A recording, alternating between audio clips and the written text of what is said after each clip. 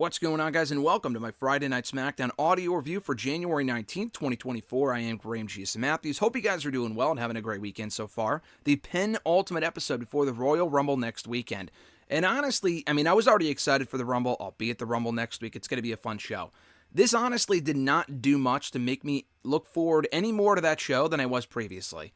I honestly thought, and I saw some decent praise for SmackDown last night, saying it was a decent show. It was a fine episode. Maybe I'm just being more harsh on it than most. I thought it was the weakest addition to the Blue brand we have gotten in probably a month or two. And I've been enjoying what SmackDown's been doing for the last month in the new year. I think they've produced some solid shows, some really good shows. I did not like this show. I thought the focus being on the Undisputed WWE Universal Championship match coming up at the Royal Rumble made sense. You had Roman Reigns in the building, the current champion. But I thought what they did to promote that match in the, all the predictability surrounding the infighting among the baby faces and whatnot was very predictable, very lame. A weak effort overall, honestly, from SmackDown. Because even when you take away that stuff, because I wasn't a big fan of what they did with the Universal title combatants on the show as well, for the most part, it still wasn't really that strong of a show. It was decent for what it was. I've seen far worse episodes of SmackDown in the past, but I really did not think it was an overly exciting show beyond one return, and it wasn't the return of a superstar, it was the return of a name, that being Pete fucking Dunne. I wish his name was Pete fucking Dunne, like Seth freaking Rollins. Pete fucking Dunne would be cool. Now, Pete Dunne is back on the Blue brand after being gone for 2 years, and he's been there this entire time under a different, much dumber name. But now he's back to being Pete Dunne, which is great. So let's get into the show. Opening the show was the contract signing they were hyping up throughout the week, dating back to last Friday, for the Undisputed WWE Universal Championship match at the Royal Rumble. Roman Reigns, Randy Orton, AJ Styles, LA Knight. You think, wow, that's a lot of star power. This is going to be a very fun segment. It really wasn't. Roman Reigns wasn't even out there, and he was advertised for the show. He did show up for this show. A little bit later on in the show, our first appearance of Roman Reigns on the show. Maybe he was shown in the opening intro of the episode. I don't remember. I know we had seen Jimmy and Solo. I'm assuming Roman was there too. I must have skipped through it. I don't know. But he wasn't out there for the contract signing. He did show up later on, but the whole point of this was to see the three of them interact with Roman Reigns, and we did not get that. We've seen all three of them interact with Roman Reigns before. I get it. But I wanted to see more of that, all of that in the same ring at the same time, and that didn't happen. So we just got a lot of back and forth with Orton and Knight and Styles, and Knight and Styles ended up brawling to the back. Orton ended up exchanging words with Paul Heyman briefly. Paul Heyman stood in for Roman Reigns. And Nick Aldis, who's been excelling in his role, by the way, as SmackDown GM over the last couple of months, he told Heyman, listen, if Roman does not sign this contract, he will have to forfeit the championship, and the title will be for the vacant championship at the Royal Rumble. So, unsurprisingly, Roman, by the end of the show, ended up signing the contract. The match is still on, obviously. But Roman never ended up showing up. It wasn't like Heyman was threatened by all this, and then Roman then showed up at that point. He still did not show up, so Roman never showed up during this segment. The Knight and Styles brawl led to an impromptu match, not here, but later on in the show, which I was not a fan of because, I'll get to it, but I hate the fact they threw out that first time ever match on a random show with a non-finish. And that's not a WrestleMania main event, but the main event for the show also could have been a bigger match at some point down the road, and they fucking threw that away as well. I think they were already advertising Orton and Solo Sikoa, but I just fucking hated what they did with that match, and I'll get to that later on. But we had Legado del Fantasma officially making their return again. Same name, different than the Pete Dunne situation. The return of a name here, not really the people involved in the faction. So Santos has always been the leader of Legado dating back to 2020 in NXT. But now instead of Joaquin Wilde and Cruz del Toro, it is now Angel and Humberto. Yes, they no longer had their last names. I've already talked about this. I don't fucking know why. They just had their last names in NXT. I don't get it. But they are now the new Legado del Fantasma. That is fantastic. I'm glad they're not renaming the group and giving it like a Legado del Latino World Order or some shit like that. No. They are back to being Legado. Perfect. They faced the actual LWO, Carlito, Cruz del Toro, and Joaquin Wilde in a very good match. A fun match for what it was. Nothing like, banger material, but they got some time. It was well wrestled. The heels went over. Santos pinning Carlito in kind of fluky fashion. So, in a way, it protected Carlito, put more heat on the heels. That's what they need right now ahead of the eventual Rey Mysterio return. And I always said it looked like, because it was so long when Santos first attacked Rey coming out of Crown Jewel. They've been building this whole Santos Rey thing up for like a fucking year plus. even well before Mania last year, to where I thought we would get the first match between them at some point before WrestleMania, and then at WrestleMania it would be some sort of a tag team match. I don't know where Dragon Lee's been on the show, by the way. He's not in the LWO, but he was aligned with the LWO, and we've not seen him on the show in a while, so I don't know where the fuck Dragon Lee is. I know he's been doing his thing on NXT. Is he going back to NXT? I mean, I don't know. But I figured it might be some sort of combination of Santos, Angel, and Humberto against Ray, Carlito, and I was thinking either Dragon Lee or something like that, or Bad Bunny. Bad Bunny would be like the perfect person for that. I think Santos and Ray one-on-one at this point, with Ray being out for the last 2 months, makes more sense. You kind of built to that at, WrestleMania one-on-one. Maybe you could do the tag team match coming out of that show, maybe at like Backlash, like we saw with Bad Bunny last year. But Ray and Santos should probably be the Mania match one-on-one. But anyway, this was a good match, right outcome, and now we get Carlito and Santos finally one-on-one next week on SmackDown. We were supposed to get the match at Survivor Series. In storyline, Santos attacked Carlito before the show. We got Santos and Dragon Lee on that show instead. I'm not sure what the injury was to Carlito, but he's back, so they'll probably do the match with an actual finish this time next week on SmackDown. As I mentioned earlier, we got Pete Dunne back on the Blue brand on the show as well, teaming with Tyler Bate as he did 2 weeks ago, taking on and beating the duo of Pretty Deadly. Good competitive match here. It wasn't like it was an all-out squash. The top takeaway, like I just said, is the return of Pete Dunne. Now, he did not have, for those curious, as I was, he did not have the original CFO music, unfortunately. That's that fucking awesome song. He had the song that we heard him have when he was last in NXT 2 years ago, which is like, it's not the same song by any means. It's the Def Rebel version of the song. They changed it like 3 years ago. And then the video's still up here on the channel. When I went to SmackDown 2 years ago in January of 2022, he had a dark match against, randomly enough, Tommaso Ciampa, another NXT star at that point. And he had his old music. And I think even on fucking Main Event, he was coming out to his old music. I don't know why, but they were letting him use the old CFO song. But then on NXT TV, he was using the Def Rebel song. So listen, it's better than them coming up with a new theme for him. But I wish, like Tommaso Ciampa, he was allowed to use the original CFO song, because it's just far superior. But he is back, name and all. He was basically Pete Dunne at the end there, by the end of his time as Butch. He wasn't dressing like Pete Dunne, but he was wrestling the same way, and he's just straightforward and serious. Pete Dunne is great, and he can be a great babyface alongside Tyler Bate. They can be a great tag team. They will be a great tag team. It's a great use of Tyler Bate. That being said, it should not be long. I mean, they might stretch this on for a year, I don't know. But Pete Dunne has already spent enough time in a tag team with Ridge Holland, and they were a great team too. But I want to see Pete Dunne focused on his own.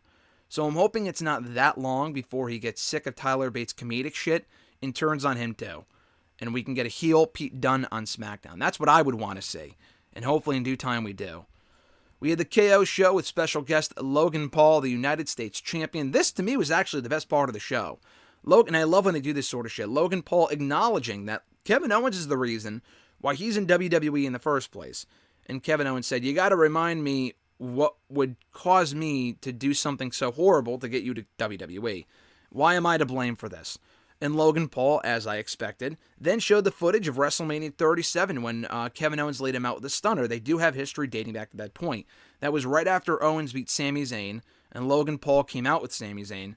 It was random celebrity involvement, but Logan Paul played his role well. I think he resurfaced on SmackDown later that summer, and I want to say a Miz TV segment, getting the better of Owens. It never led to anything, but they didn't acknowledge that here. But I just remember Logan Paul and Owens having another interaction on SmackDown months later. But anyway, so they threw it back to that, and I thought that was cool. And now Logan Paul wants revenge. So they went back and forth a bit more, and Owens went off on why he doesn't like Logan Paul. In the end, they ended up brawling. Logan Paul got the upper hand, literally and figuratively, because Owens' hand and storyline is broken. So he focused on the broken hand and stood tall as Owens was kind of nursing his injured wrist or arm or whatever hand. At ringside, Logan Paul stood over him with the United States Championship belt. So pretty simple stuff here. Great job of building towards the United States Championship match at the Royal Rumble next weekend. Very well done stuff. Looking forward to that one. So I thought that to me was the best thing on the entire show. We then had a defense of the WWE Women's Tag Team titles, Katana Chance and Kayden Carter taking on the Unholy Union. For those curious, we have not seen Alba Fire and Isla Dawn in action on this show. I mentioned this last week because it was fucking, and it still is stupid, that these two got a tag team title shot. I like the fact they're even on the show, don't get me wrong. I mean, I like that. They resurfaced in that random Holiday Havoc match a few weeks ago, kind of spooking the Kabuki Warriors. That never ended up leading to anything, by the way. But we saw them resurface on that show after being gone for fucking months. They were reappearing in vignettes, and that never really went anywhere up until that point in time a month ago. So they came back here, tag team title shot, literally no reason at all, and the match was complete throwaway. The match was over in like 2 or 3 minutes. No one gave a fuck. None of them got a reaction. And that's not an indictment on the women in themselves. They're all very talented. 2 talented teams. WWE just did nothing to make people care about this whatsoever. Katana Chance and Kayden Carter, to their credit, are getting better reactions over on Raw with weekly appearances, and when they're allowed to do their innovative offense, they do get over with the audience. This was a quick-ass squash, basically. I mean, it was a nothing match, so the crowd never really gave a fuck. They were never really given a chance to win those people over, is what my point is. But prior to this point, we have not seen the Unholy Union, which is a great team name, by the way, since I think the SmackDown before Money in the Bank, when Ronda and Shayna beat them to become the unified, undisputed WWE and NXT Women's Tag Team Champions. I think that was back in June. So 7 months later, they're finally back, losing in a 3-minute match. At this point, fuck it, just break them up. I don't really care about Isla Dawn, she's fine. I think Alba Fire has a lot of wasted potential, she's great. Let's start using her on her own and add to the depth in that division on SmackDown. If you're not going to use these two as a team all that often, because the division is pretty weak as it is, then just break them up and put Alba Fire on her own on SmackDown. And also call her fucking Kaylee Ray again, but we all know that's probably not going to happen. We had LA Knight and AJ Styles, but like I said earlier, it didn't last long. It was quickly interrupted by Solo Sikoa attacking LA Knight. I think LA Knight is either the winner by DQ or it was a no contest because Solo went on to attack AJ as well. I'm not sure. But either way, the match was quickly thrown out. What we got was good, but it was too short to really be anything much more than that. Solo standing tall, then calling out Randy Orton for their match, kind of segueing right into that match seamlessly. And I was worried because the AJ and Knight match started at like Eastern time, 9:30. So I'm like, fuck. And SmackDown ends early too at like 9:57 because of the news on Fox.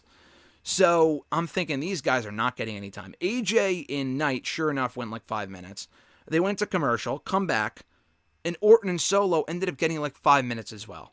Like, what the fuck are we even doing here? I mean, I thought Knight and Styles can still be a program coming out of Royal Rumble. That could be the Elimination Chamber match, one-on-one. I don't think we get it at WrestleMania because I think that match can go to Logan Paul and LA Knight for the United States Championship. But anyway, we get Orton and Solo. That, to me, could have been a Mania match. Solo Sikoa, mind you, 2.5 months ago, decisively defeated and systematically destroyed John Cena at Crown Jewel. Beat him clean. And there has been no follow-up on that since then. I think I saw the stat from like one of those Twitter accounts, at WrestleFeature or something like that. He has not won a match since then. Maybe untelevised, but I don't think on TV he's won a single match. He's lost a lot of tag team matches. He lost this match to Randy Orton in 5 fucking minutes. What happened to protecting Solo Sikoa? I mean, he hasn't lost like 1,000 matches on his own, but he's lost a lot more in the last 10 months. He lost to Cody, and then Jay, and then Knight, and then I think he lost to someone else. I don't remember. Maybe it was just those 3 losses, but still, that's a lot of losses. Not a lot, I mean, it's 3, but still, you add on this one, which was completely unnecessary. I would have rather seen a clean finish in the 4-way, or in the 2 guys from the 4-way, with Knight and Styles, which I know they probably don't want to do because they want to protect them going into that match next weekend. And Orton's challenging for the championship, I get it. But then give us an actual fucking match. Do not do Knight and Styles. This was just dumb. Why do both matches? It served no purpose. They could have just done one of those matches and given us a clean finish. I mean, if Orton beat Solo after like 10-15 minutes, then maybe. But he beat him in 5 minutes here like a fucking loser. So I would surely hope this is not the Mania match. I thought they might be building up Solo after he defeated John Cena, and no. I don't think that's the direction they're going in. I don't even know if Cena's going to be at Mania. If Cena wants to come back and beat Solo, then at this point, who gives a shit? Because it's not like they're really protecting Solo anyway. And I hope Orton faces someone else other than Solo. I've said this before, I'll say it again. I hope he faces Nick Aldis. Nick Aldis is constantly on the show in the same segments as Orton. Orton RKO'd him a while ago, like 2 months ago when he first signed with SmackDown. They can go back to that. Nick Aldis is looking for a receipt. Maybe he screws over Orton at the Royal Rumble. I don't know. But that, to me, can be the Mania match. I don't want to see this Solo Orton bullshit come. I didn't really want to see that match to begin with, but I thought that was an option. After this bullshit, no more. I mean, why would I want to see it again after we saw a clean finish, or a relatively clean finish, to a 5-minute match between the two on SmackDown? I mean, it makes no sense. I'd much rather see that match go to Nick Aldis, and I think they can have a pretty good match, and it would be a great way to introduce Aldis as an in-ring competitor. And you could keep him as SmackDown GM. I mean, I'm not sure how much sense that would make in storyline, but we saw with William Regal 15, 16 years ago, another English GM, back in 2008, and maybe Nick Aldis can do the same thing. I don't know, but just my 2 cents. So the show closes with Orton laying out Orton laying out himself. Orton laying out, maybe Mrs. Orton, and I'll move on here. Orton laying out Styles, laying out LA Knight, and laying out Roman Reigns as well. He laid out everybody with RKOs. So Orton was the one standing tall, spotlighting the Legend Killer, making him out to be a favorite to the championship at the Royal Rumble. Well done. That was one of the better parts of the show, but the overall effort they put into building that match at the Rumble was weak. I would have rather seen much more of a back and forth with the people in the match, Roman interacting with Roman's never on the show as it is, and it's rare that he is on the show. So when he is there, make the most of him. He was barely on this show. What was even the fucking point of him being there aside from Orton laying him out? That was stupid. I was not a fan of that. So it was a fine way to kind of spotlight Orton, give him more momentum, but it did make Knight and Styles seem like complete afterthoughts, and that they're definitely not winning that match. It really comes down to Randy or Roman. And I don't even really think Randy's going to win, nor should he anyway. I think that'd be stupid. In a 4-way, that'd be dumb. They probably should have done more to highlight Styles and Knight, but they're kind of focused on each other right now. Whatever. An overall mediocre show to me. We've seen far better additions to SmackDown in the past couple of weeks. I love the Pete Dunne stuff. I appreciated that. They did a nice job of spotlighting Randy Orton. That was fine. The KO show I really liked too. I thought that was the best part of the show. But the women's tag team title match was disappointing. The final 2 matches that we got on the show were disappointing. The return to Dunne was nice. I liked the 6-man tag team match, and even the contract signing that opened the show was underwhelming. So we've seen better additions to the blue brand. This was not one of them, but I did think they did a fine job, an okay job of acknowledging stuff happening at the Rumble, the 2 big SmackDown matches, not really focusing on the Rumble itself. Maybe that's next week. I don't know. Speaking of next week, there will be no SmackDown audio review that weekend. Obviously, we have the pay-per-view that night on Saturday, but not only that, I will be in the city for the Rumble in Tampa. So typically when that's the case, I don't review SmackDown. The SmackDown Lowdown review probably won't even be up. It won't be up in time for the Rumble. I can guarantee you of that, most likely. That will probably be up, a bit outdated after the Rumble, but I still watch and review anyway. That'll probably be up on Sunday, if not on Monday, so keep an eye out for that.